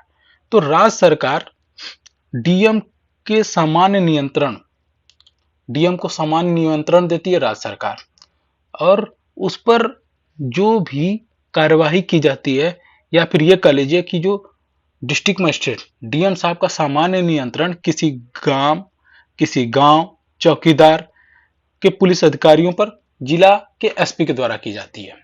ठीक है, तो बीच में कौन आते हैं, जिला एसपी आते हैं, डिस्ट्रिक्ट मजिस्ट्रेट रहेंगे, गांव के बीच में एसपी आएंगे। ठीक है दोस्तों, राज्य सरकार अगर उचित समझती है तो जो मजिस्ट्रेट को सामान्य विशेष नियंत्रण देने का पावर दे रखी है वो पुलिस अधीक्षक को भी दे सकती है। ठीक है, क्या, ग्राम चौकीदार, अन्य ग्राम या उसके अतिरिक्त जो भी ग्राम पुलिस ऑफिसर आते हैं उनके ऊपर पूर्ण रूप से प्राधिकार आपको ऑथराइज कर देगी कि जरूरी नहीं है कि आप डीएम के कंट्रोल में ही रहें, आप हो जाएंगे उस पर जो सामान्य नियंत्रण है वो हो जाएगा एसपी का, सुपरिटेंडेंट ऑफ पुलिस का। दोस्तों, इसी के साथ ये अधिनियम समाप्त होता है और यह भाग और यह सीरीज भी समाप्त होती है। अगर आप लोगों को वीडियो पसंद आया हो तो वीडियो को लाइक करें, चैनल को सब्सक्राइब करें और अपने दोस्तों में शेयर करें।